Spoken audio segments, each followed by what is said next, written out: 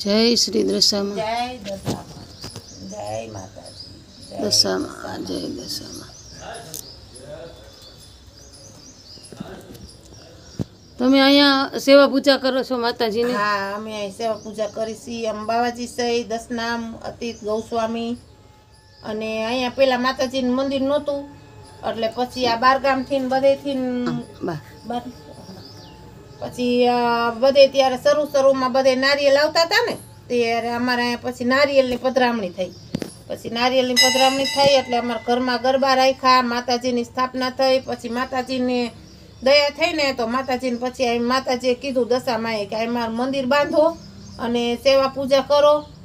ત્યાર પછી અમે મંદિર બાંધ્યું. એટલે કોઈને સપનામાં કે આવ્યું હતું કે નારિયેલ આવી રીતે બધે ગામો ગામ નારિયેલ આવતું હતું. નારિયેલ? હા. પછી અમારે આવ્યું હતું ધુવામાં નારિયેલ. એટલે 12 ગામથી ગામેથી આવતું? હે. હા. ઈ કોણ મૂકી જાય? મીનાવાડાથી આવ્યું હતું. મીનાવાડા. મીનાવાડા. ઈ કોણ મૂકી જાય? ઈ બધા વાયક એમને વાયે આવતું હતું. બધા એક ગામમાંથી બીજા ગામમાં ત્રીજા ગામમાં. અને હું ગયા વર્ષે મીનાવાડા ગઈ હતી દર્શન કરવા માતાજીના. ત્યારે અમે પાવાગઢ ગયા હતા. ગણતેશ્વર મહાદેવ, ટુવા ટીંબા, ડાકોર, પછી વર્તી ખેલે મીનાવાડા ગયા.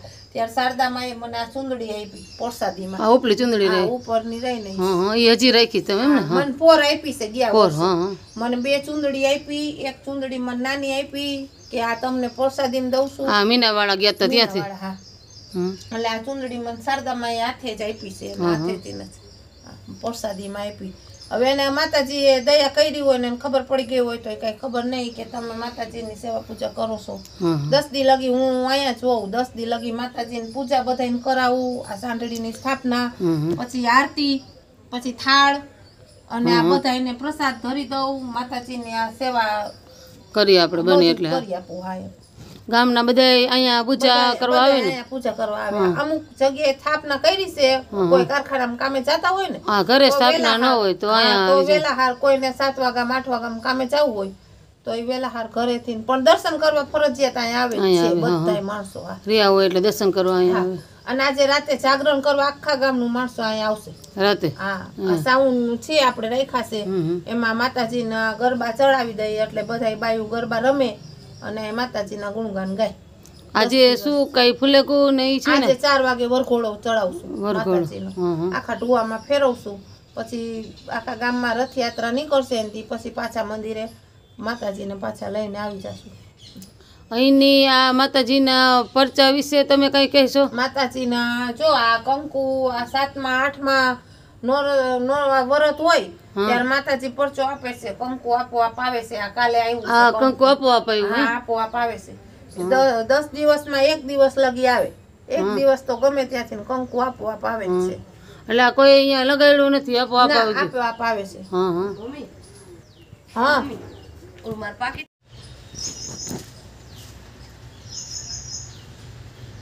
તો લેતા આવો ને હાલો. પાછું જવા તેવડ નથી લેતા આવો.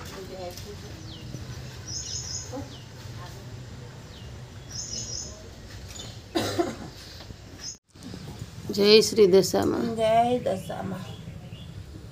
એટલે આ કંકુનું શું તમે કહેતા હતા?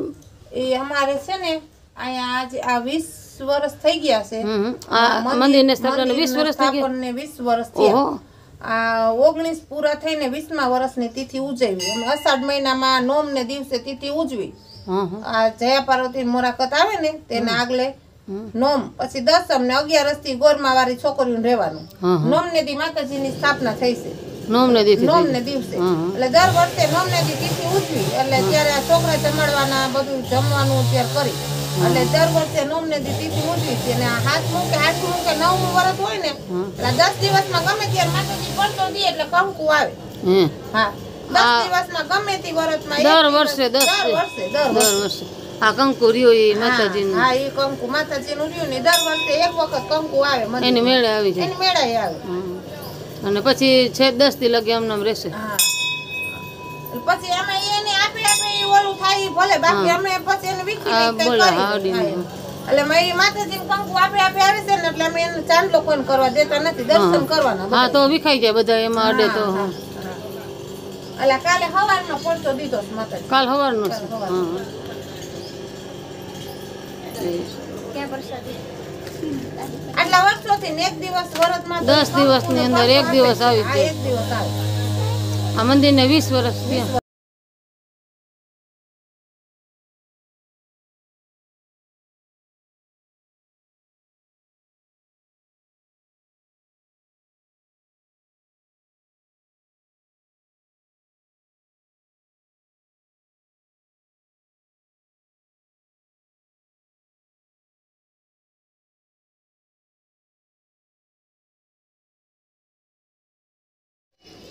જય શ્રી દશામાં. આજે આપણે જોયું જૂના ઢુવા ગામ રેલવે સ્ટેશનની નજીક આ જૂના ઢુવામાં શ્રી દશામાનું મંદિર આવેલું છે. જય શ્રી દશામાં. આપણે ત્યાં પૂજા કરતા બાવાજીના બહેન સાથે વાર્તાલાપ કર્યો. આપણે જોયું કે આ દશામાનું મંદિર 20 વર્ષ જૂનું અહીં આવેલું છે અને નારિયેલ વાયકમાં મળતા આ ગામમાં અહીં દશામાની સ્થાપના કરવામાં આવી છે અને દશામાનું મંદિર બાંધ્યા તેને 20 વર્ષ થયા છે. આપણે એ વાત પણ સાંભળી કે આ દશામાના મંદિરમાં દશામાના વ્રતના 10 દિવસની અંદર એક વખત ચમત્કારિક રીતે ત્યાં કંકુ આવે છે અને તે કંકુ 8 થી 10 દિવસ અહીંયા રહે છે. જોઈ શકો છો મિત્ર તમે કંકુ, અને એ માતાજીના પ્રતાપથી ત્યાં આપોઆપ તે કંકુ આવે છે અને કંકુના દર્શન ભક્તજનો કરે છે. આ એક ચમત્કારિક વાત છે કે કંકુ એની મેળે આપોઆપ આવી જાય છે. તો બોલો જય શ્રી દશામાં. અને આજે 4 વાગે દશામાના વ્રતનો વરઘોડો ત્યાં જૂના ઢુવામાં આખા ગામમાં નીકળશે અને ભક્તજનો તેનો લાવો લેશે અને માતાજીની પ્રસાદી લેશે. તો જય શ્રી દશામાં.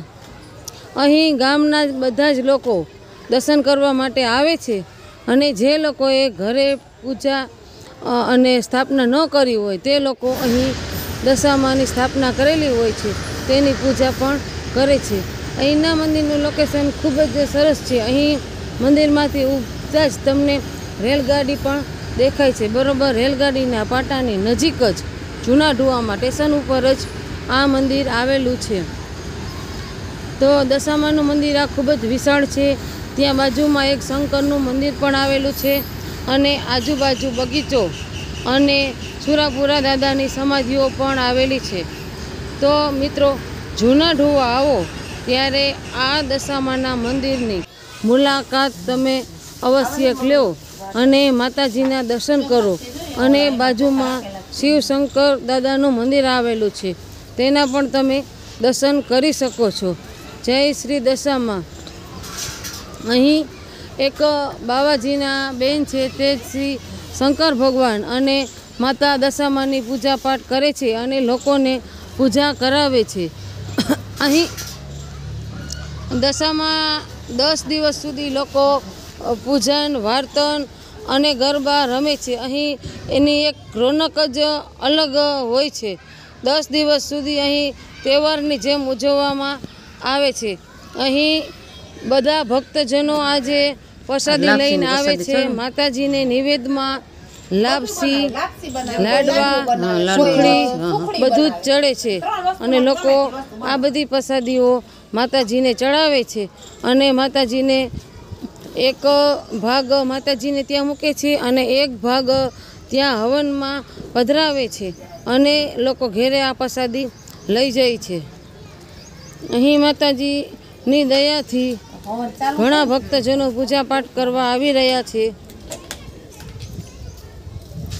તો તમે જોઈ શકો છો કે માનું મંદિર કેવું સરસ રળિયામણું છે. હાંજે નહીં હમણાં જ વધેરશું. આ વરઘોડો ચડશે ને એટલે બધાને વરઘોડામાં પ્રસાદી દેવાનું થાય ને વધેલા છે ને એમાં પ્રસાદી લેતા જાવ. ક્યાં હતું મેં નો